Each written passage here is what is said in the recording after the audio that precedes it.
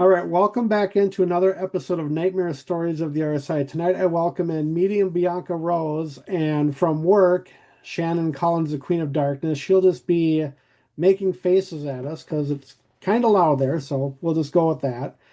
So, Bianca, why don't we start with you and just tell us a little bit about Sure. yourself and your background? Sure. So I'm an evidential medium.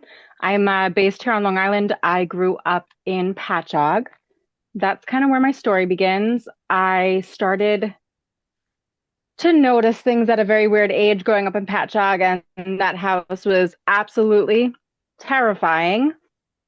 Fast forward, here I am. I'm Long Island's best psychic medium. I won Best of Long Island 2025. I was named the best psychic medium on Long Island, which is an honor, of course. And then I was Definitely. nominated for 2026.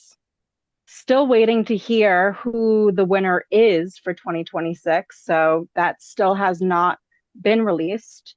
And then when it comes to the paranormal side of my work, I work with everybody. I am everywhere. Okay. Yeah, when I first met Shannon, I don't know how long ago it was. She just like absolutely gushed about you. She's like, you need to get Bianca on your podcast sometime. You need to talk to her. She's like, awesome. It's just like, just listening to her talk about you. I'm like, okay, how do I get this done?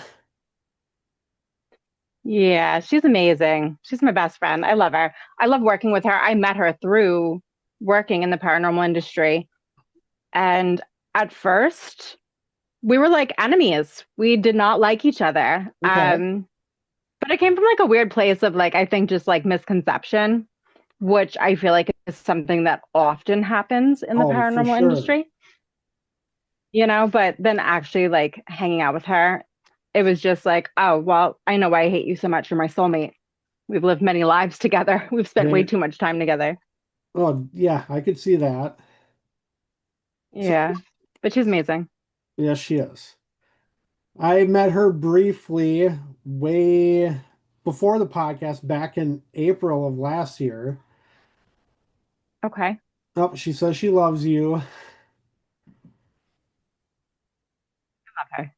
But I yeah, can't see you, but I love you. yeah, she just wrote on a piece of paper. I love her.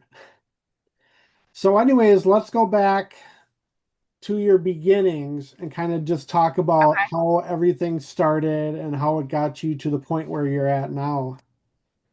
Sure. So obviously, I work in the paranormal industry, and I feel like most of the time when I meet psychic mediums, at least in my line of work, a lot of them do not venture off into the paranormal industry. A lot of them will look at me and be like, "Are you out of your mind? Why would you want to do that?"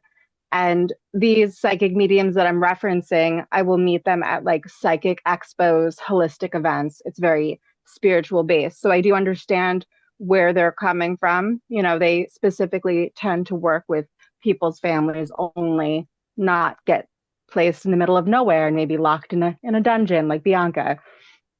But there's a big reason why I do work in the paranormal industry, and that goes all the way back to my childhood.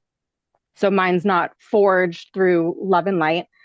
By the age of 5, I was in kindergarten. When I came home, I was leaning against the basement stairs and the door swings open. Now, that could go two ways. Either something opens the door with the intention of hurting me, or maybe it was just a freak accident. The door opens and then something saves me. Regardless, I end up falling down those stairs and I completely go unconscious, like coma like state. Oh, And my gee. mom did not bring me to the hospital. Yes, oh geez. So I guess she panicked and she did not bring me to the hospital. She brought me upstairs until I finally woke up. And now looking back on that, she probably should have brought me to the hospital, but that's okay. But when I woke up, I told her, like, don't worry, an angel caught me. And there was literally not a mark on my body. Now, that house is from like the early 1930s, late 1920s. So think like hardwood steps, Yeah. complete concrete, dirt basement. I don't know. I should have definitely gotten hurt aside from just kind of going like blacking out. Yeah. So that must be the only pivoting point that I could think of. But then from that moment forward, that house, a lot of weird, weird things started to happen. And there's a lot of, I've been like trying to like really like decode things for a bit now. The house next door was an army barrack. It was like Okay. a place for like soldiers when they come back from war. So there was a lot of like death in that house. And then whoever ends up purchasing the house, I think it was like two freestanding buildings. They push it together and they turn it into a home. He goes absolutely crazy and he blows off his wife's head in the Oh, house. geez. So little Yes. So little Bianca would talk about the dead soldiers, the woman next door. There was a lot of weird things. I even found human remains in the backyard. Um, it was really interesting. So there's definitely something there. But by the age of 11, 12, I realized, Ouija boards, started to use them. And then I realized, why does it always work for Bianca? It's because Bianca's the Ouija board. And they would take my hand and they could make me write with my hand. No Oh, planchette, no nothing. After realizing, why does it always work for me? I would write it out, take a quarter. Why does it still work for me? Then it clicks. They're taking my hand and they're literally writing words. They could just take my hand and write. It's like wild, which is automatic writing, but like to a whole nother level where I didn't really have control of it. I would just be sitting sometimes and they would take my hand and start tracing like the number 8. And I started to realize that was my sign that there was someone in the room and they wanted my attention. So since I'm so young, I don't realize you need to set an intention. You can't just talk to anything, or you could definitely let something come in that should not talk to you. And then that's when everything really flips. So I think the Conjuring movies, that is my childhood moving on, total okay. disaster, like really crazy. That's really interesting. Yeah, because like when I was talking with Shannon the first time we did a podcast, she was talking about you being the human Ouija board. I'm like, that just sounds unique, bizarre, and interesting all in one. It's just like never heard that before. Yeah, a lot of people call me that. Um, Actually, I recently ran into someone at a location and they asked me, "Oh, you're the girl who does that." And my response was, "Well, not really anymore." This I've noticed that I've kind of pulled away from that and I don't Okay. really do that as much anymore. Now it just like kind of, I don't know, it just spills out of my mouth. Yeah. So it's still a part of me, but not as much. But I could Okay. still definitely, absolutely. So I'm just kind of looking, through your website.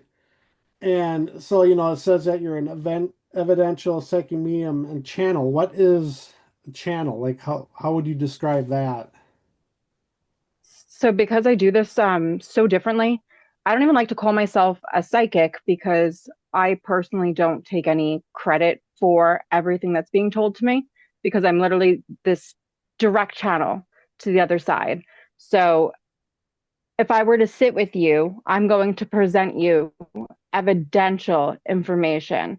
I'm going to kind of work through the family. I like them to step forward in order. Whoever passes first, you know, they Yeah. go first, and then so on. And I want them to tell me, what happened to them. Did they pass at home? Did they pass in the hospital? Are they buried? Are they cremated? How old were they? Who are the kids? Is it two boys and one girl? And then from there, with each of those kids, are they married? Are they divorced? The exact amount of children, the exact gender, where they live. Is it a house? Is it an apartment? So it is so detailed and so precise. I want them to give these facts. But the reason why I want them to give these facts is because it's going to give you the knowing that one, I'm not BSing you. And number two, it gives us this knowing like, wow, there really is life after death. We absolutely go on by providing you, well, by them providing you with such detailed information. So that's why I say evidential, medium. And then the channel thing, I'm literally just a direct radio line. It's Okay. really interesting. Yeah.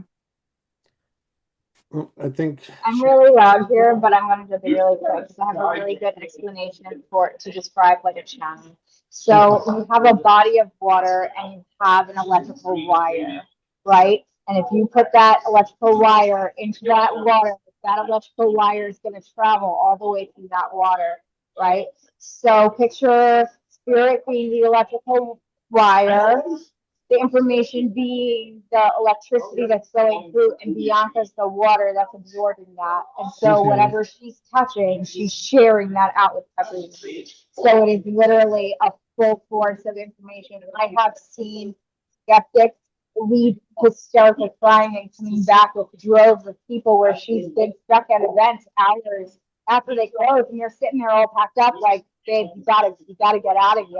You know what I mean? So it's such an incredible thing to witness, and the fact that she does not have that ego to go with it is absolutely incredible to me, because anyone else that I know that I feel that had the gift that she actually has, and you're only seeing a quarter of it. Like you have no idea. I spend all the time with her. Like it's just a quarter of what she's showing you that she's actually capable of doing.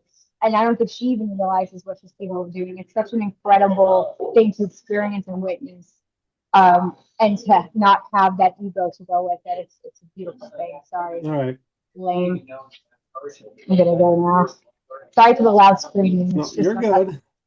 excited to be here. Thank you. You're all fine. All right. Yeah. Do you have any questions at all? Do I have any Yeah. questions? No, I was talking to Jada, seeing if she has anything. Oh, I don't know. Gotcha. Oh, my screen. There we go. Okay. So the first one that I have written down is you mentioned previously that whenever a spirit's trying to get your attention, they tend to draw a figure 8 with your hand. Do you Mhm. know why that is, or like why they choose an 8? In all the years, I've pretty much what I've brought it down to at this point is the figure 8 is it's eternity. It means, never ending. We literally just go on and on and on and on. You can't get rid of energy. Energy never dies. Our bodies, they eventually obviously decompose, but I don't know. We just like live forever. So I'm assuming that's why they do that, because it's, infinity. Okay, But that's a great interesting. question. And Thank I've you. always, these are things that I still question too. I like literally still question a lot of these things still to this day. Yeah, that's very interesting. And then the next one is, what do you do to establish boundaries whenever speaking? So I literally come up with like the way you would give someone boundaries, like how you would set rules down with like family or friends, same thing with them. Before I open up to either just a one-on-one client or even a gallery reading where there's tons of people, I open up properly. I will open up with the intention. Well, first I'll ask my guides to clear me of my own personal junk. So I'm like this clear, perfect channel. And then I'll ask for protection. And then from there, I ask my gatekeepers, which recently I've been like trying to study to figure out what these beings are that stand in front of these gates that I kind of like visualize. But I imagine these gates opening up. And as these gates are opening up, the whitest light ever kind of comes through. And I set the intention that the gates are fully open, say to just you, to your guides, your loved ones, and your higher self, your soul. If it was a gallery reading, I would make it a little bit more vague where I'm opening up to whoever I end up connecting with. There was a giant crash upstairs. Um, so I will open up properly like that. And then from there, I set down clear rules, like only they could step forward. And then I ask them to be really clear, really precise, to bring forward evidential information, names, dates, precise information, insight into the past, the present, the future. And I'm setting that container. I'm literally like setting the container to where I'm like directly honing on you and anything tied to you, or if it was a broader range. Does that make sense? So I'm literally Yeah. like telling them like, this is what we're doing. I Okay. do sometimes have to make up more rules because occasionally, like, don't send me crazy people. Don't send me people that are trying to test me. Don't send me someone who's definitely like a threat to my well-being. I do like Right. put some universal rules out there too. Yeah. Yeah. All right, thank you. You're welcome. So kind of let's get into a little bit of when you started paranormal investigating and like where you went first and how that looked. So I started off only doing, just medium Bianca Rose. And then one day on social media, I think it was Facebook, I believe, I saw an advertisement stating that Long Island paranormal investigators were looking for new members. So I sent in, I don't know if it was like a written application, however it was. And eventually I got a call back and they called me in for an interview. And then they ended up deciding that they wanted me to join. So I joined them. And with them, that starts with a lot of like Long Island's local lore, like our hot spots. Think like Mount Misery. We would go to like Sheep Pasture Park. That place really scares me for some reason. The Hanging Tree in Patchogue. Where else? Just a lot of woods, running around a lot of woods. Shannon once scared the living bejesus out of me. I thought she was a zombie, and that's like my biggest fear is zombies. Okay. So, when you're running around the woods, I feel like it's a little bit of a risk because not because of the spirits, but you don't know what you're going to run into. Yeah. There could be some random people in the woods. But that's kind of where it all starts on a professional level, at least. And then from there, it really starts to just build and flow out. Whenever I would show up at like Paracons conventions, I would show up separately, not as Long Island paranormal investigators. Okay. And then it's just snowballed so fast. It really has. So where was your like first real investigation, and can you kind of like walk us through what happened? Honestly, I've investigated so many places. Shannon, do you have any recollection of the first location that I was ever brought to? I feel like Sheep Pasture Park was one of the first, and that place was like one of the most terrifying.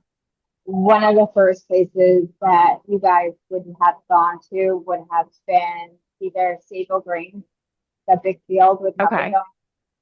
That's just the Yes. back people back in the day to get their feet wet, literally because the grass is always wet. Then you would have done a cemetery for sure. I want to say it was Okay. probably I feel like Four Corners with you, we had a really crazy experience together. Five Corner Cemetery. I mean Four Corner, Five Corner, and then Four Corners with you. Sheep Pasture Park. Yeah. That was one of your bigger. That was one of the more intense ones for you, where you were actually finally getting your voice out there for what you were experiencing and stuff like that. Yeah. Sheep Pasture Park scares me. Prior Long Island paranormal investigators, I would go to Kings Park with like friends and so forth. And the last time I was at Kings Park, probably when I was 26, I just turned 36. So it's been about 10 years since I've been there. And I decided to go in there in snow pants and snow boots because it was snowing out.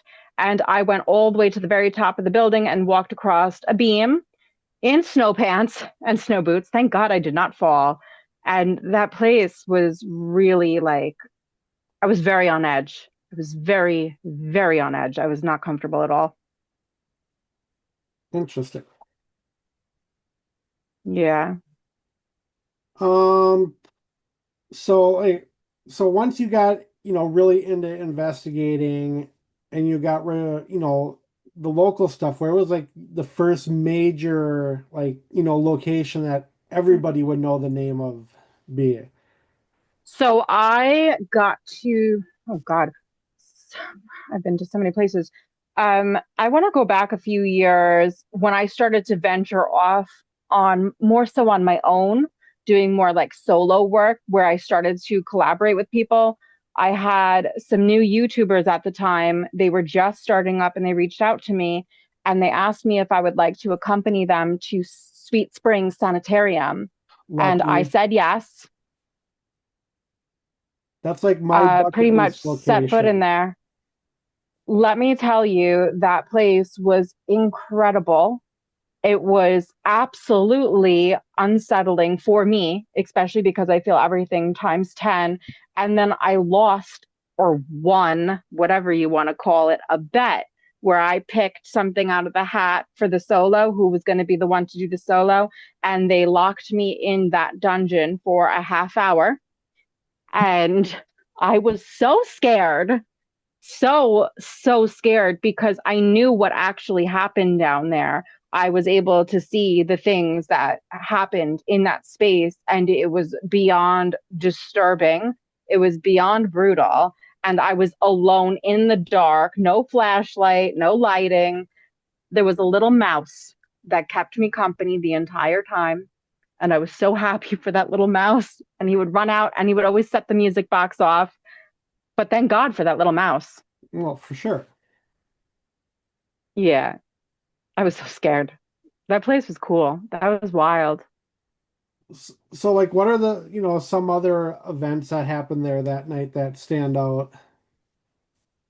So in that I literally want to call it a dungeon. That is, you can't even call that a basement. It is a dungeon. It is so massive and so beautiful. But there's these think this is the basement, the dungeon, and there was these massive fireplaces, bigger than I've ever seen at any location before. And down there was like the slave quarters, and it was so dark down there. They would all sleep in this one room. I feel like there was barbed like metal wire, like the metal poles on the glass in those rooms because they were keeping them as prisoners. But I can't remember his name, but he was taking advantage of the of the slaves, the help. And I saw that he brutally murdered them and what shoved their bodies up into that fireplace Oh, down geez. there. Yes, and then there was I remember this woman, her arm was ripped off in the laundry machines, and those are huge. That's those are machines that you typically don't see anywhere else.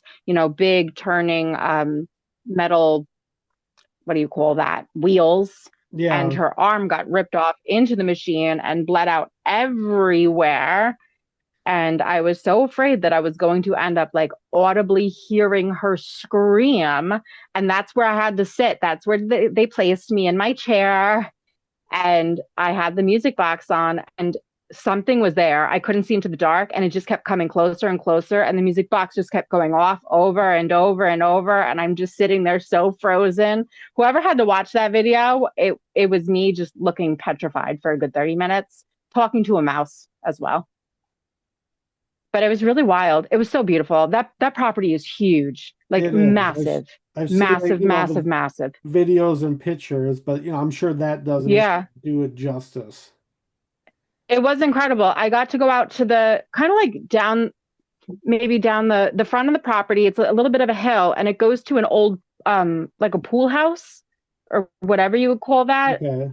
What's the proper word for that? They a bathing house, a bathing house. It was a Okay. bathing Yep. house, and the big giant pool, it was still filled with water, but it was so green and it was filled with lily pads. And I got some really beautiful pictures. There was some ducks swimming in it. And I went in there and got to explore that building as well, even though it was so decrepit. Thought about going up the stairs, but like it was crumbling. It was crumbling. It was beautiful, but that place is in the middle of nowhere. You have to drive through the rolling hills of no, like, this is the hills have eyes, and there's some cows. Yeah, it is pretty. Like, I was out in West Virginia this last summer and driving along the Appalachian Highway. It's just like, yeah, you're out in the middle of nowhere. It's so beautiful. I don't belong there though. Like if I were to be, they may burn me alive. So, but it's so beautiful there. It is. So after Sweet Springs, what was next? Wow, you're really going back on my list here. Um, Sweet Springs. I've been everywhere. So I've been to Sweet Springs. Obviously, I've been to Penhurst a few times. I have not had a private investigation, though. I've always worked those events. I've been to the Grand Midway Hotel a bajillion times. He's a very dear friend of mine. I recently got to go to the Old Stone Jail, which I'm really excited. I have a lot of great things that will be happening there this year. But that's over in the west side of PA. Maybe like, what was it, 2023? I was invited out by, her name's Jen Jacobson. She had me come out there for Brushy Mountain State Penitentiary and the old Harriman Hospital. That was Okay. a really cool event. Also, middle of nowhere. You could take a taxi cab out there, and I didn't know you cannot take a taxi cab back. They do not come back and pick you up. But Brushy Mountain was beautiful, really, really cool. But surprisingly enough, the Old Harriman Hospital is what really blew me away. That Really? place really took me by surprise. There was so many disembodied voices. I was blown away. Yeah, Jada will be going there later this year. By yourself, No, she. With my mom and some of our you're gonna friends. love it. Really? It was, yeah, I was really surprised at how many disembodied voices there were. I won't What give anything away, but what like unless you want me spot? to. I'd like to have a little bit of insight. So Okay. definitely. For the disembodied voices, Hmm. down to get to the cafeteria, you have to go outside to a courtyard, Oh and there's gosh. doors that bring you. The cafeteria is underground, Oh, separate from the building. really? It's really cool. And you go underground, and in the cafeteria down there, I heard a woman, and maybe only two of the other guests in my group were able to hear it. Not everyone was targeted by the voice. And you hear her going, hello. And she just kept like calling out, like going, hello. It was really cool. And in the main building itself, I want to say when you go through the front doors to the left, that portion of the building, there's these staircases in that very left front corner. So that staircase that would go up through all the floors, I kept hearing a cat, and everyone kept hearing this cat meowing, meowing, meowing, meowing. I'm going around this building for at least a half hour going, oh my goodness, the cat. I need to save the cat. I love animals. It's a big problem. So I'm chasing this cat around the building for a good 30 minutes. I'm like, I got to get this cat out of the building. It must be stuck. I think because it's the middle of the summer, I'm worried it needs food, water. I'm like the animal whisperer. Finally, I go and knock on the door to the owners. Now, I think they have maybe they turned a room into an apartment. I don't know. It's their space. So it's really late, maybe 3 a.m. range. And I knock on the door. I'm like, there's a cat in your building. We need to save it. She goes, you met our ghost cat. I Nice. was chasing around a ghost cat for at least 30 minutes, but it was like real. It wasn't a ghost. Like the way it presented itself, like The you were same, interacting with a real cat. almost the same exact thing happened to me at Brushy, but it was a dog. And we were out in the courtyard out back, Yeah. and I kept hearing this dog barking inside. So I asked the lady, I was like, what kind of dog do you have? And she was like, we've been hearing that for a couple months. We don't have a dog. We've searched the whole property. There's no dogs on the property. It was just like surreal being able, like, I heard that and there's not even one there. Yeah. Yeah. I wonder if that was even a dog spirit, honestly. I was thinking either that or that being in the Appalachian Mountains, of course, it could have been an elemental trying Right, to something attach to the mimicking. one. That's where my brain goes for Yeah. that one at least. Yeah. Definitely. Uh, What that place other scared me. mm-hmm. What like It's big. what part of the prison did you get the most from? So I think it was called D block. I want to say Yes. maybe B block was to the right, D block was to the left. Yes. So in that block, that's where I got to experience a disembodied voice. When I get to experience that, that's like the biggest wow because I get to talk to the deceased all the time. When you get to hear it and everyone's hearing it with you, to me that's a huge wow factor moment. But it was yet again a woman. It sounded like the owner came back onto the property and was going like hello, like yelling, but there was no woman. And, it's a men's prison. There was not a women's block, correct? There was no women's block there, right? There was only Not men's? at the time, I don't believe. Yeah, I don't think so. So I think it was something mimicking the owner because we all checked with the owner afterwards.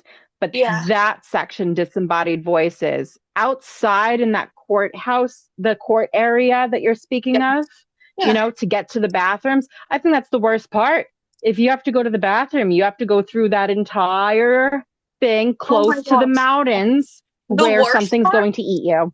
the cafeteria. Because we walk in there, my biggest fear is Yeah. snakes. We walk in there and there's Me too.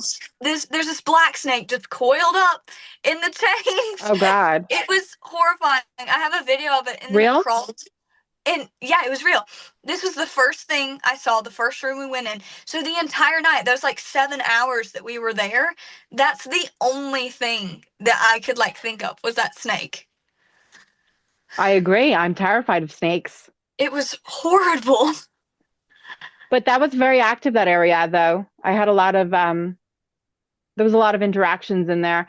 And if you both know Danielle Taverna, she's like a brilliant astrologist. Also, she's media from New Jersey. She got to be there with me on that trip. We were together working at, which was where I got to like really bond with her and get to know her. She's fantastic. Yeah, did you get anything in the what's it called? Auditorium. Where the gym room is? No, not where the gym is. It's where the like I want to say the nurse's office, I believe, is at. I can't remember what that looks like. It's in like I the just remember the main, cafeteria. and then there's like a stage with stairs going up to it. I gotta look back at my photos. I have Yeah. the worst Okay. memory. I go to so many places. That's the only I'm place sure I that have a I picture of didn't something. hear something. We heard a whistle when we Hmm. were, which was so cool. The whistle scares me, especially because it's West Virginia. Oh gosh, yeah. Well, you're right about that. And then the next question that I had, you described your childhood being similar to The Conjuring. Oh Are yeah. you able to see things like Miss Lauren's able to?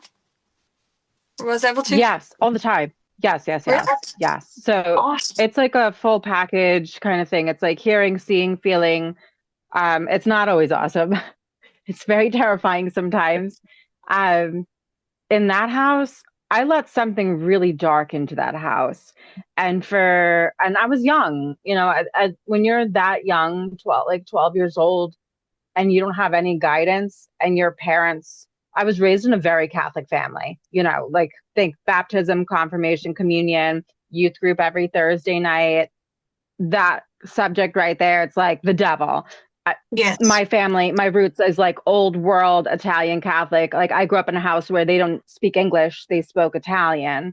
So that wasn't something that you could really just be like, I tried many times to try and talk about it, but it's always like that's crazy, Bianca. No, no, no. So talking to stuff all the time without setting that container, without setting that intention, I allowed something into the house. And it pretended it was my protector, my friend. It became very close to me and it called itself Dubby, Dubby. And now in my late 20s, early 30s, I'm trying to figure out things. And I thought to myself, maybe it was a play on words because the neighbor next door, she's like a mom to me. She lived in the house, the army barrack house with the soldiers and the lady and everything. Her name was Debbie. So I'm thinking maybe it's a play on words. I was totally wrong. I finally Mhm. figured out what it meant. If you take those B's and flip them up, it spells Duppy, Duppy. A Duppy is a malevolent spirit in the Caribbean culture, folklore type of thing. It's like the most malevolent being. It's a demonic entity. Its purpose is to typically target younger women to eventually fully take over, possess, and then ultimately kill them. Oh, geez. I was doing crazy things. Like think about like literally like the Conjuring movies, like being pinned down into the mattress and something slithering around you, talking to you in a language that you don't understand, but you could understand what it's saying to you, and you are physically being held down, and then to the point where you would become possessed at times. And I would speak in tongues, in Latin. I don't know how to speak that at all. I'm lucky I speak English. My parents didn't even speak, they didn't even teach me Italian. Think bed shaking, doors slamming, light bulbs exploding, mimic waking up in the middle of the night over and over and over, and finding yourself as a little girl standing at the top of the stairs with your arms out, letting go over and over, falling down, like letting yourself fall down the stairs, but not once ever getting a bruise on your body. Um, waking up, just finding yourself standing in the middle of the house holding a kitchen knife, next to your parents' bed at like 10 years old, really messed up things that most people would never ever be able to comprehend. They will never experience this in this lifetime or any other lifetime. This is something rare. People use like the word demon. They don't know what a demon is. They don't Yeah. know what it's like to actually be targeted and to actually have to experience something like that. It ruined my life from the age of maybe 11, 12 until I probably almost hit like probably 26 years old. I was finally able to break free. And then from 26 to 30 was like a lot of like kind of reconditioning my body, trying to fix myself after years of bad stuff. And then here I am today. Wow. So it all has a big purpose. It does. That's just like a fraction. I could go into like crazy stories, but just to like explain the context of what I had to live through, it's something that most people would never be able to wrap their brain Oh, I'm around. It was sure. absolutely insane. Yeah. So kind of, building But it's on a big that. purpose.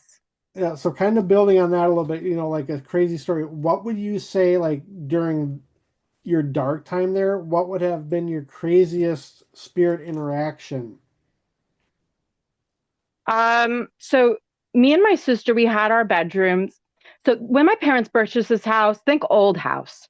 It did not have an upstairs. They literally built it themselves. I remember like family helping build the second floor to this house and everything. So when they built the second floor, our rooms, me and my sister rooms, were in that front of the house facing the street. And they made this attic in front of our bedrooms. So we had these mini little doors in each of our bedrooms. Mine was here, hers was here, our walls in the middle. We loved it. We were kids. You could go through these little doors into each other's rooms back and forth. It was like the cutest thing ever. My mom didn't have much stuff in the attic space. She's a very neat, organized woman. I think like a corner of that attic had like our Christmas decorations and stuff. So me and my sister turned this attic space into our Barbie town. Like we had like an immense amount of Barbies and like, the little grocery store thing, the Hmm. veterinary, like we made a whole Barbie town and we would play in there all the time. And one time I was in there by myself and I like felt something like calling me, like talking to me. And I scooch over to the light and it was like one of those round globe lights. Yeah, And I'm sitting there just staring. I'm just sitting there. I don't know why, but I remember just staring and staring and staring at the light. And all of a sudden, it just explodes. And I go into complete darkness. The doors lock, and I'm just in there in the dark, screaming. And I could feel it. Like, and then I don't know, everything goes black. I have no idea what happened next. It crazy. was terrifying. It Sounds was a like it. crazy house. It was Where were crazy. you when you It came was back to crazy. conscience? What was What was that? that? Oh, sorry. Where were you at when you came like back into consciousness? I don't know. There's so many blank memories from my childhood. It's like a lot of, it's very choppy. There's all these different, pieces. There's like a lot of Yeah. blank spaces. There's a lot of blank spaces, but it makes sense. It makes sense as to why I would not be able to retain everything because if something was taking over my life, and I'm checking out, I'm not going to be able to remember because I'm leaving the body, something else. It's like I'm going into the back seat and something's fully taking over. Mhm. Okay. I love that you guys are talking about this. Most people don't want to talk about this stuff. Oh, it's fascinating. It's like, I like hearing, stories and different experiences and Yeah. I love talking about this because honestly, I believe it was blueprinted. I believe that before I was even born, I chose that entire path. And the reason why I would choose that path is because it leads me to where I am today. So I'm not just any ordinary medium. Now I understand the most disturbing of things, and I can relate and connect on so many different levels when I have to sit with all these different types of clients, whether they're going through their own haunting, or maybe I have to talk about addiction, murder, rape, suicides. I have such a dictionary from life experiences now, from having to go to the deepest, darkest depths of hell. This way, I have this beautiful book, this dictionary that I can now kind of literally hold within myself, and I could understand everything. So when I'm communicating with the deceased or whatever I am communicating with at the time, they're able to use my memories, my experiences, as like imagery. It's like a resource book. So when they're showing me my own things, I know exactly what, it's like a dictionary. That is the best way to describe it. So if I'm sitting with someone, they're going to explain to me, they'll show me my stuff Yeah. for whatever topic we are discussing, on top of whatever else, their own core memories. But I believe I Wow. needed to have this better understanding for others, if that makes sense. Mm-hmm. Yeah. That's incredible. That's like so cool that you're able, because a lot of the times you'll talk to someone and they'll be like, "Yeah, I understand," but you can tell that they know the concept of it, but they don't fully understand to a fault. And that's so mind-blowing that you're able to just reach from It your own is. memories, even though you had to go through so much to attain that memory. It's still just Yeah. great. You're willing to put it out there and not like just kind of put it on the back burner and be like, I'm going to snuff out these abilities. That's so cool. Yeah. I do talk about it publicly all the time. I'm not ashamed of any of it. It had a big purpose. Definitely. And if there weren't people like you sharing it, then it would become so taboo it would just die out, I feel. I agree. So like, you might not be able to talk about it just because you're clients, but it's like, if you could, like, what would be one of the craziest encounters or interactions that you've had with a client and like something they've dealt with? On like a on a more of a paranormal level, or more of a spiritual level, or I could Say tell you so like many different stories. an example of each if you can. So like, okay, so I do get hired to do house clearings, whether I'm going in to just clear bad energy because, husband and wife get divorced, or maybe it's just kind of feeling funky in the house, or I'm being called in to do a house clearing because there is something there that does not belong. There was this one family who I still talk to them. I love them. They're the best. They had to call me to their house at least 3 times. I couldn't get whatever it was out of the house, and that's usually not the case. There was this woman kind of dressed this very long gray dress. She kept bothering the children all the time. So that's where things became a little bit important, because there's children involved in this case. 3 boys, I believe.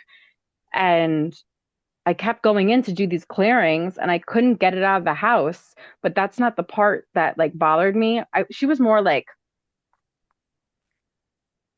a soul. She was a soul. She's an intellectual being. She's not just some weird entity. But there was something else in that basement. And I think I told the family. I'm pretty sure. I didn't tell them at first. By round 3, I had to tell them what I was seeing in the basement, but I don't know what it was. It was scary. It reminded me of like kind of like, the best way to describe it is like Gollum, and an old man that is very, very emaciated and naked and very, ribs showing, and like mostly bald, but like some little frills of hair here and there. And he was like crawling through like the dirt kind of space. You know what I mean?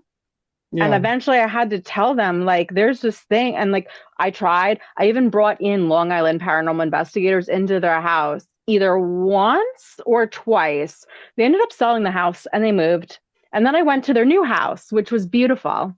It's a nice house. Actually a little old lady passed away in that house, but she's super sweet and she's good, she could stay there.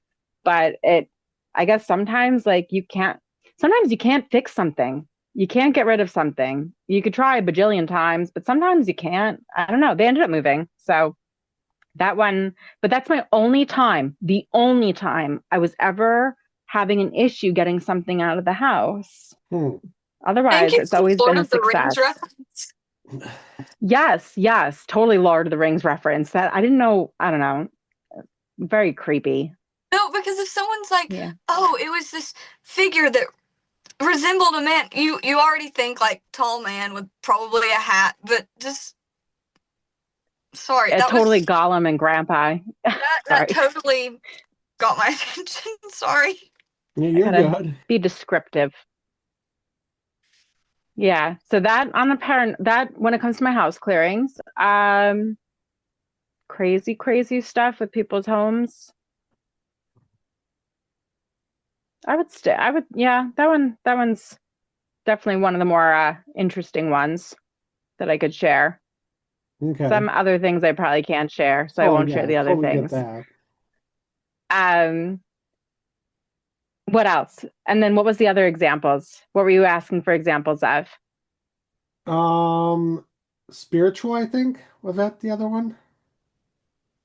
Like Mhm. crazy situations? Yeah.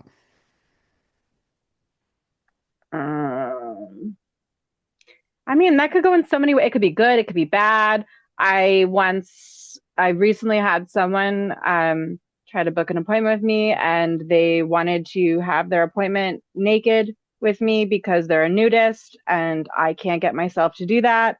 So it's not going to happen because I have boundaries. Oh, And I for sure. realized that I need to now put it out to the universe that people cannot reserve bookings naked just because they're a nudist. So that's a new one for the books. I did an expo once, and the head of the expo allowed this man to sit with me who was obliterated. He was so drunk. And that was probably the worst reading of my life because he was not there for the reading. So things can get a little weird sometimes. And I've now set boundaries actually in the beginning of my business, like where things like I start doing house parties and stuff. I would like find myself with women who were coming to see me just to like try to prove that this isn't real, like nasty people, Hmm. very mean people. So I've put down very, very, Yeah. firm rules now. No naked people. You can't come and abuse me and yell at me and try to prove something wrong, like all the things, no crazy stuff. I am good on that. Um, and then when it comes to like beautiful, profound moments, there's so many of those. There's some really powerful, amazing things that I get to experience sometimes. I go home all the time being like, did that really just happen? Like I sometimes I can't wrap my brain around the things that I get to witness. It's like it's just so wild sometimes. Oh, I can imagine. Have you ever done, Yeah. like, for clients, have you ever done any like dream interpretations at all? So I don't so yes, dream interpretations, I'm very, very good at that. Interpreting people's dreams and helping them understand what's happening. I love when I get to validate people who have dream visitations as well from their loved ones. I'm good with that. If you want to go deeper, like going into like the Akashic records and past life regression, I don't facilitate those things. I will go to others to guide me into the Akashic records or to guide me into past life regression. I've done that once. I've done each of those once. Really cool, both fantastic. Past life regression is like hypnosis. They literally Yep. put you out. Akashic records is more of a lucid state. You are very coherent. You are very much awake while you are going through various lives that you have lived. But on my own personal, you know, on my own for myself, I do crazy deep dive journeys. I put myself into extended deprivation sessions. I go really like I don't need someone to guide me or facilitate me to go into these things anymore. I do this stuff on my own. I do a lot of interesting experiments. Okay. Yeah. You got any questions, Jada? Of course. I Um, know you do. sorry, I'm trying to like verbalize them. There's a lot.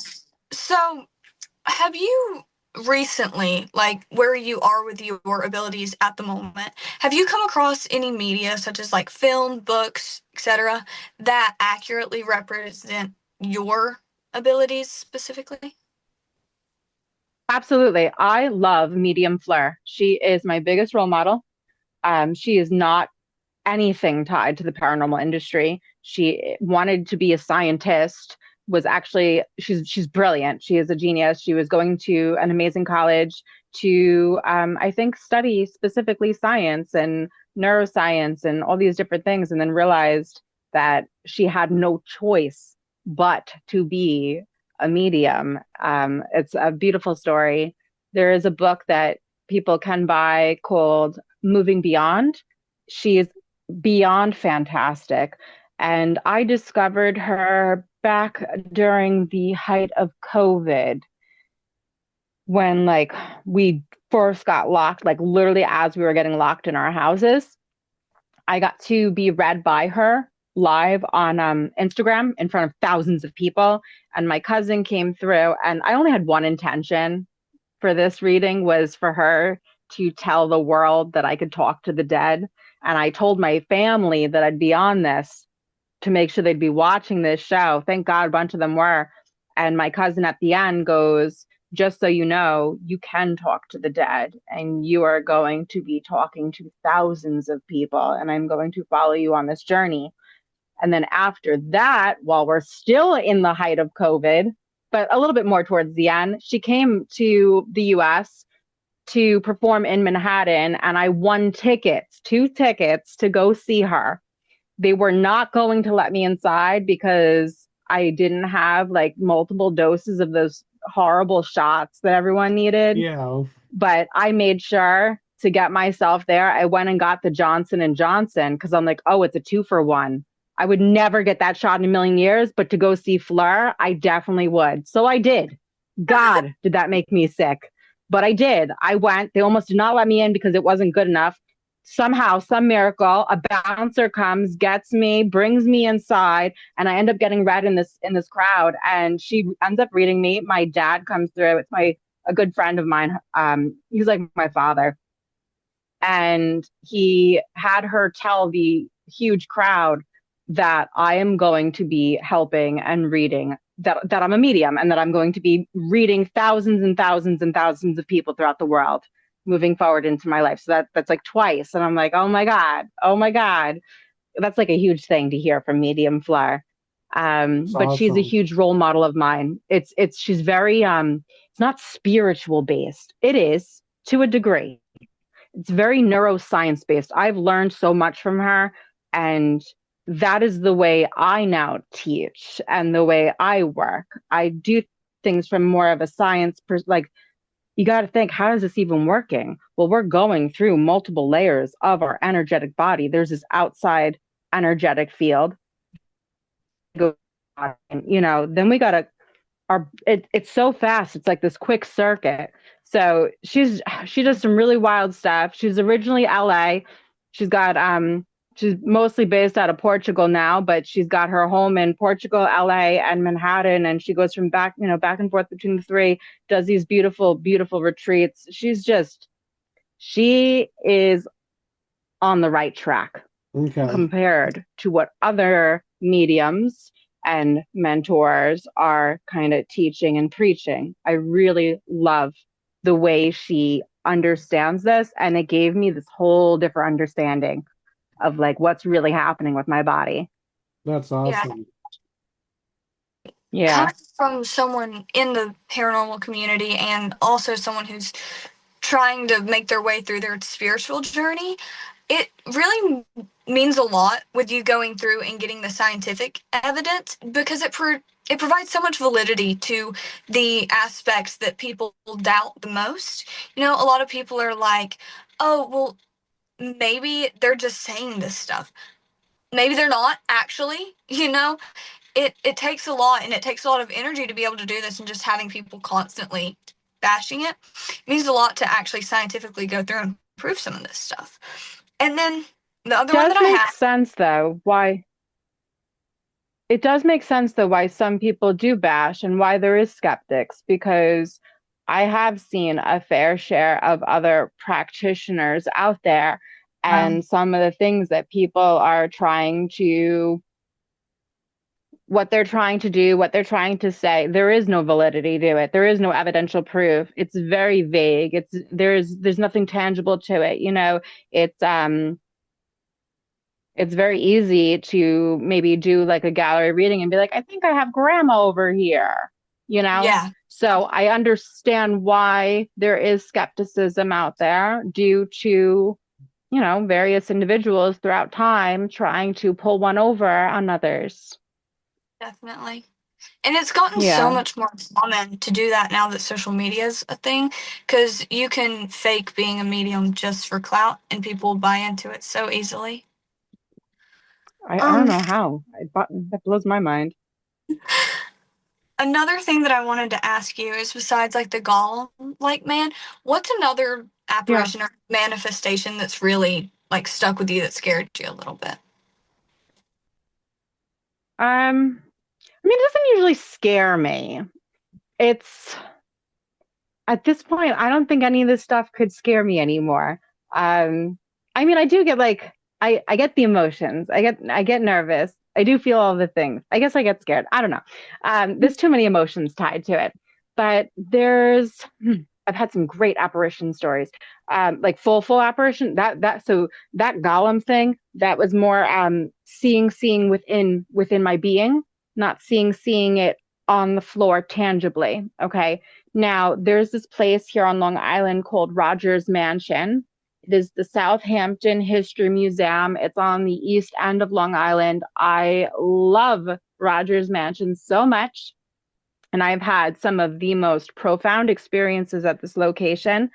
And one time during one of our guided ticketed investigations, I was up on the second floor with the guests, and I'm looking all the way down the hallway where now present day is like kind of like the offices for the employees, just like a few doorways.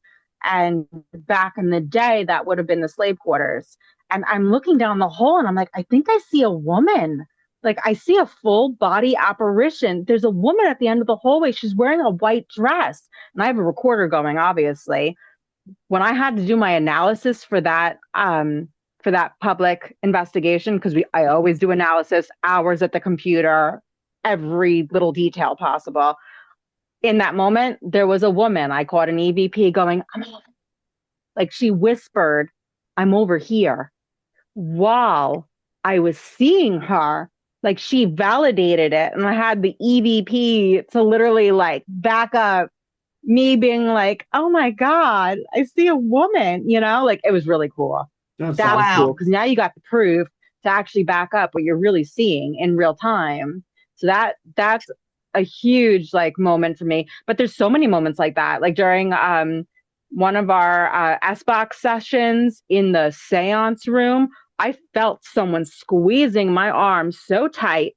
And on the recorder, you hear a woman telling a man going, get off of her, get off of her, like telling him to stop. Because I was acknowledging who he was. I know who it is. It's the doctor, Dr. Nugent. I always talk very terribly of him because I know what he did. I know what he did, and I know it's not in the history books, and I know what he did. So I've made a lot of enemies with some of the gentlemen in spirit at this location, because I'll tell the truth. And some of the stuff, it's hidden. It's not in historical records, because sometimes we brush things under the rug when we commit bad crimes. Yeah. Yeah. Yeah.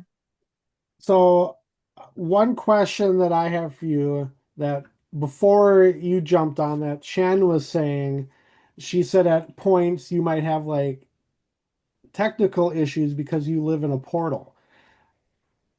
Yeah. So I how, live in a really haunted place. My whole life is haunted. so like does that like, play into your everyday life, and what kind of, instances do Yeah. you have at your house? So one, I don't own this house, but I've been renting this house now since 2019.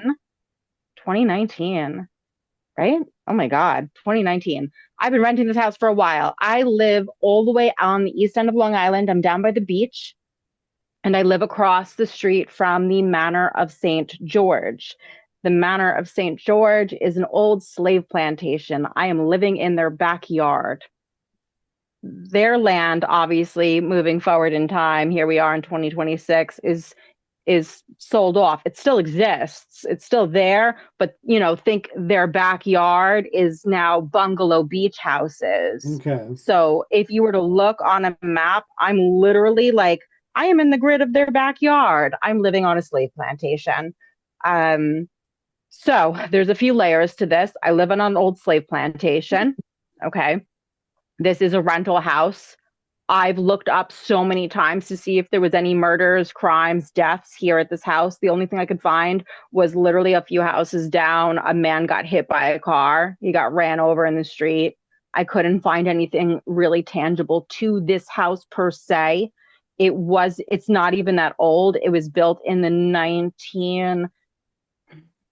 maybe 1970s at latest. But I found a brick in the backyard that's sitting on my counter still. This summer I found it. It's all dusted off beautifully. It's just positioned on my kitchen counter still. It predates this house. It's from the 1800s. I think it was the late 1800s or early 1900s. I got to look up the exact date that it marks too. But that shouldn't be here. That shouldn't be here at this house. So it's old land. It's a slave plantation. Now, I don't know if you noticed. Can I even see myself? Where am I? Where am I? This is a coffin right here. Yep.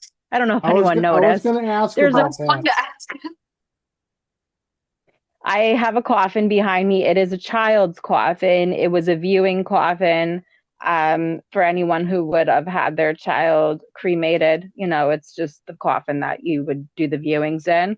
I bought it off some lady from an old storage unit in Kings Park. Wow. Because I'm weird.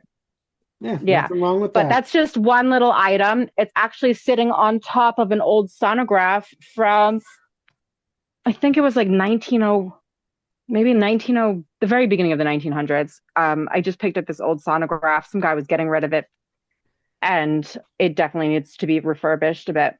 But upstairs, I have an entire collection of all sorts of odds and ends. A lot of people have sent me items from all over. I have lots of dolls from the late 1800s, 1900s. I have random human remains. I have old medical slides from I'm not sure what hospital. I have a Gettysburg bag, which someone I found out stole half of the stuff inside the bag recently, but that's okay. Medical equipment, it's a medic bag that you would use on the field, working as a field hospital medic, if that's the correct term.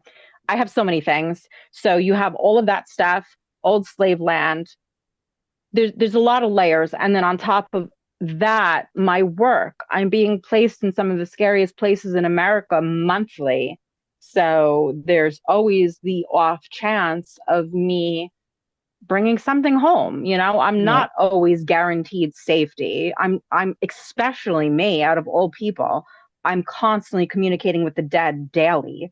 So there's always the chance of something going wrong. I try very hard to set boundaries, to set containers, to do things with precise intention. I try to keep up with my energetic hygiene, monthly float sessions, eat and clean, and so forth. But things happen. Yeah. And in 2025, I worked at a location numerous times that is a public location, and it ruined my life. It destroyed my life. Everyone started dying around me. And this is not me hating on the location. I really loved working the location, and I didn't expect the unexpected to happen, but it's facts. And I'm not going to just not talk about it. It happened. Yeah. I love them, love the location. It's nothing personal. It's not, but that location screwed up my life greatly. So there's so many layers as to maybe what's going on here. I literally have too many outlets. And on top of the Manor of St. George, on the other side of me is William Floyd Estate. I'm smack in the middle of two of the oldest, locations here on the East End. I'm literally in between two families that probably dueled. Literally, there was a battle on my property with the Manor of St. George. It was like a map, I'm not a history buff at all.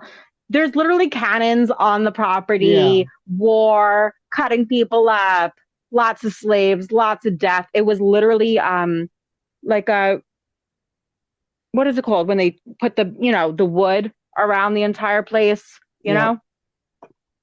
I You can't know what I think of what mean? it's Like called, but I know what a you're like a talking about. like a moat. I'm literally like half my brain's getting wiped probably. But you get what I'm saying. Yeah. I'm just living in a bad location. I hate this house, honestly. I try to be nice to it, but I really hate it. This house is crazy. Like I'm in this basement working sometimes and I see things all the time down here. Sometimes there's been a few times where I'm like, I gotta go upstairs. I can't do this anymore.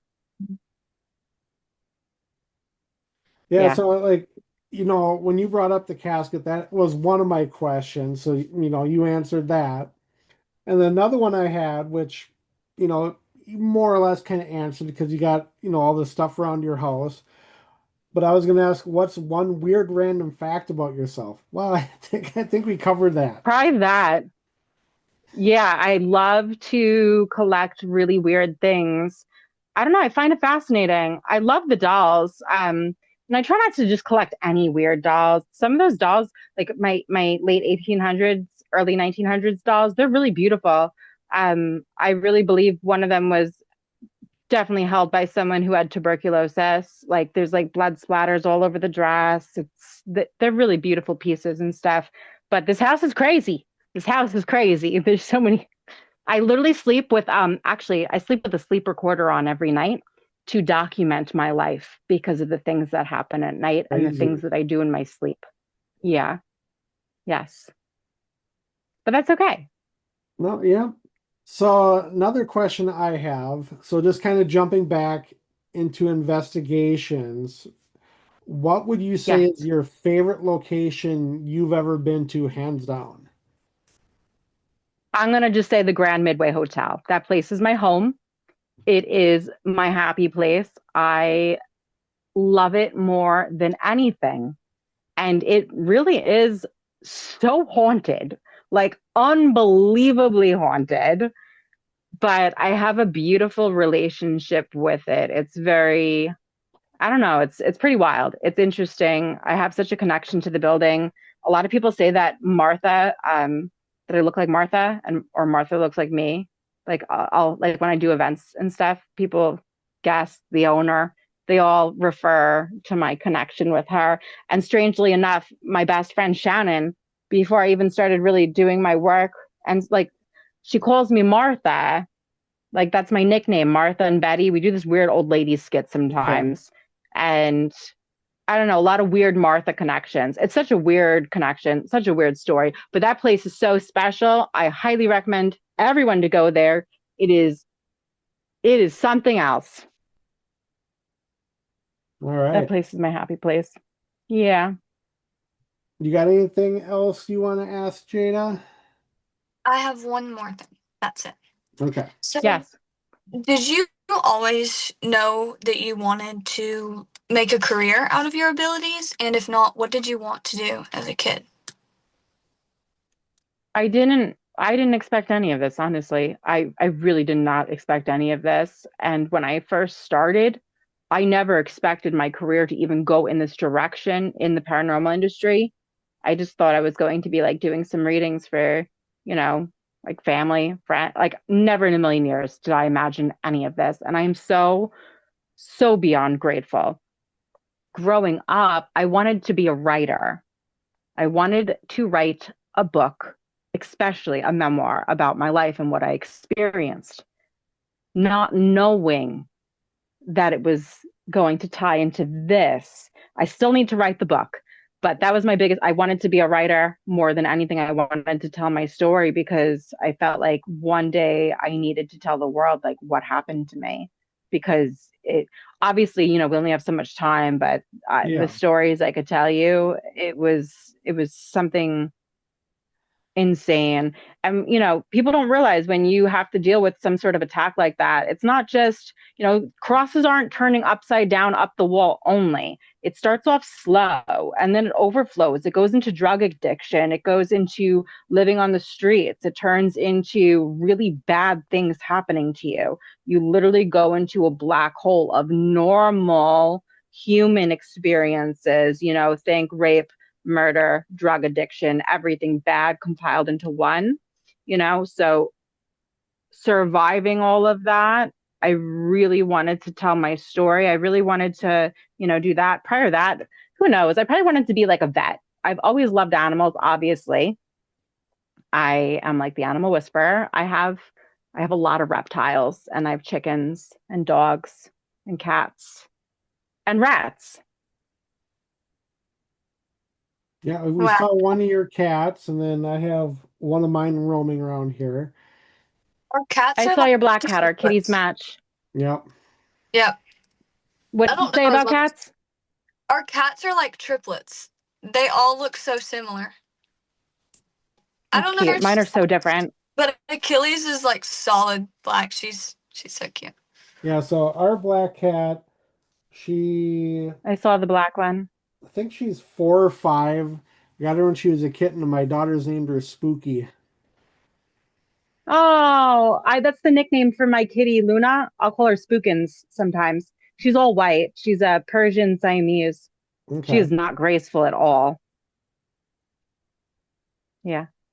All right. Well, the last question I have for you, what are your plans for 2026? I have a lot of plans. So I'm everywhere this year. I think I'm booked out to the month of November.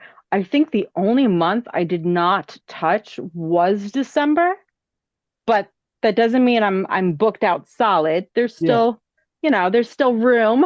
There's still a few days here and a few days there for especially for, private clients, single bookings, whether it's over Zoom or in person.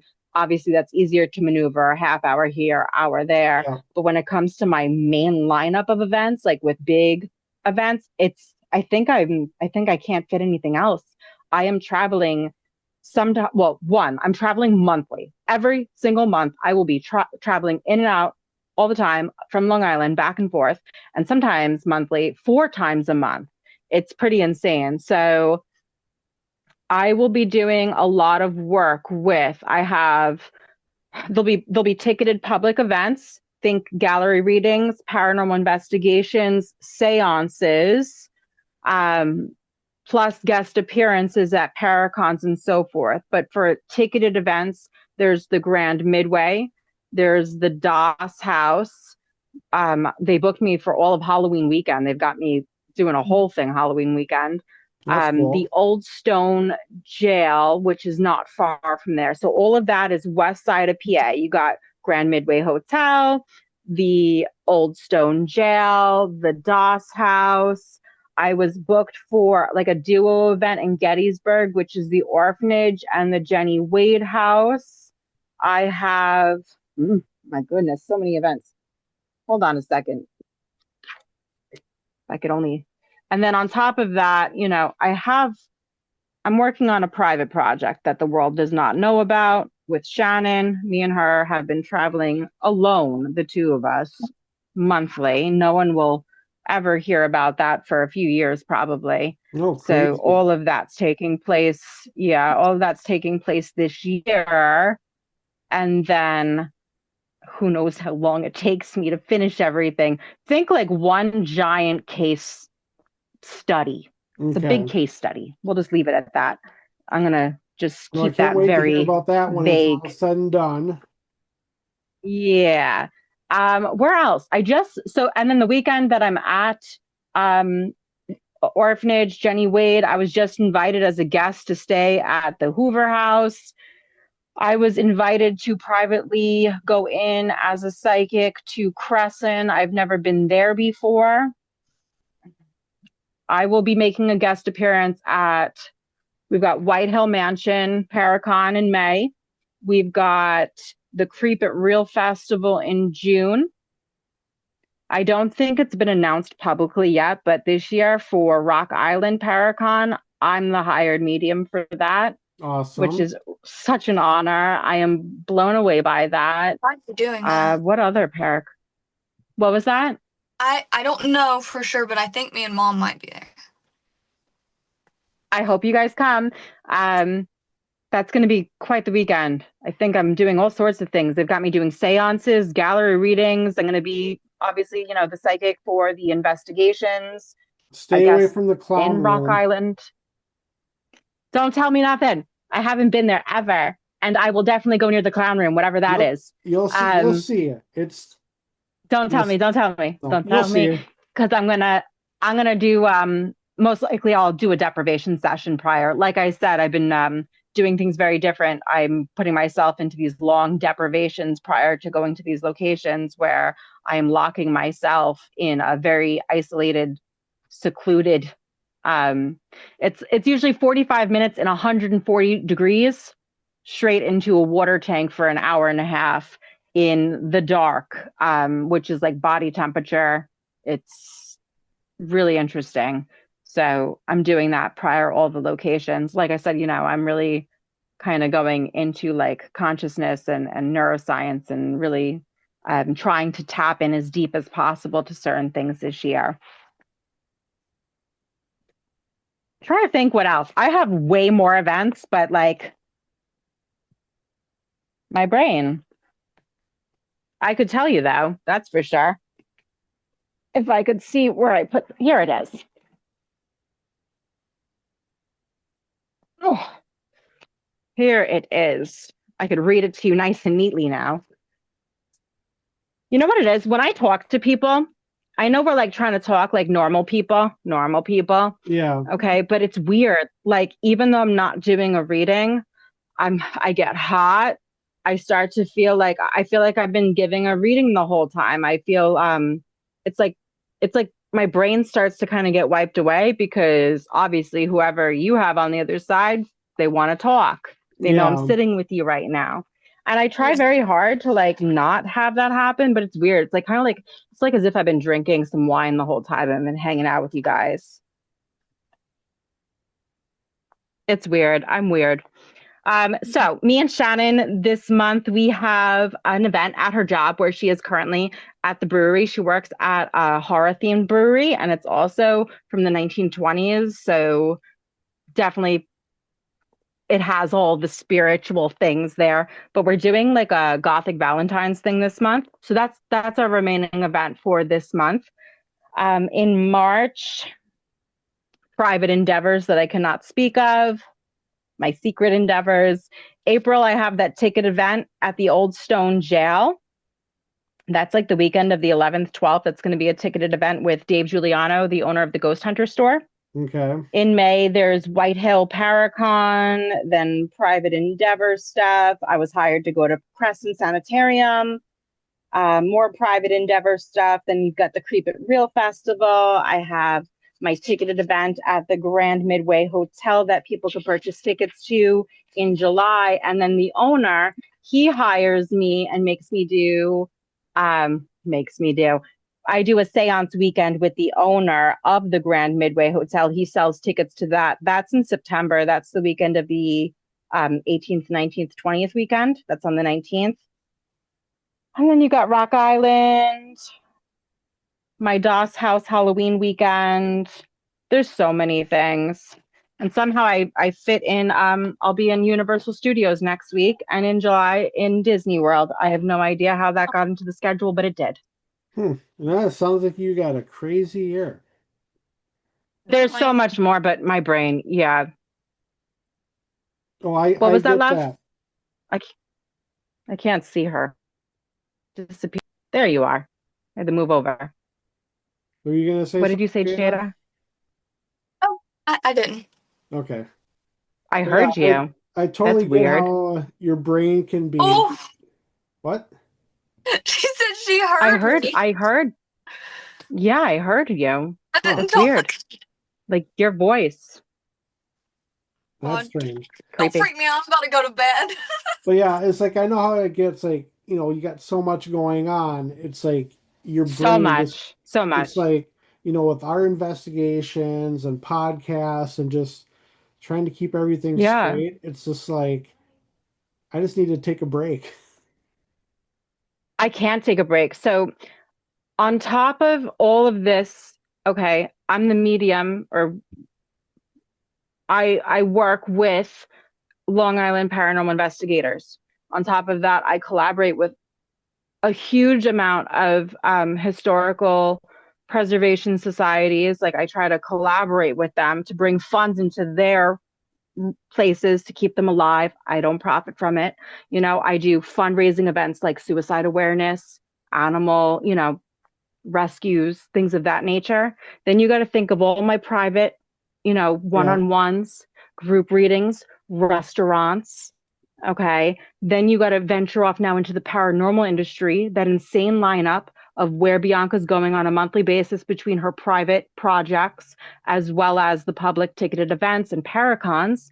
And then on top of that, I'm mentoring a 3-month private mentorship where I'm the one, creating all of the yeah, content, putting it into a classroom. I do not have a secretary. There's nobody behind the scenes.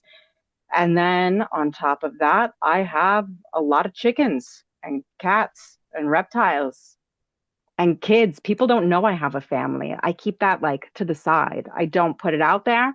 I keep my whole life, completely private compared to medium Bianca Rose. I don't know when I've slept. And I just got back from one of my private endeavors with Shannon. So I'm like, I haven't slept. And then all of the analysis. I don't know if you do it the way I do it, but think headphones yeah, and Audacity, listening to investigations for hours, time stamping everything, classifying it, A1, A2, B1, yeah. every labeling, saving. It's a lot. It But can you know be. what? I Yep, wouldn't change it for anything. I wouldn't change it for anything. yep. Same here. Yeah, it's important. Yep, it sure is. Yeah. All right. Well, with that, I don't have anything else. Jada Okay. looks like she's Thank you falling so much for asleep. having me. Yes, thanks for being Thank on. And Absolutely. yes, Jada, will I be meeting you in the future? Are we going to be hanging out together? Hopefully. I hope so. Okay, good. Definitely. Perfect. all right. Well, with that, Beautiful. I'm going to say goodnight to everybody. And Good night. thanks for being on. And we will Thank you definitely so stay in much. touch.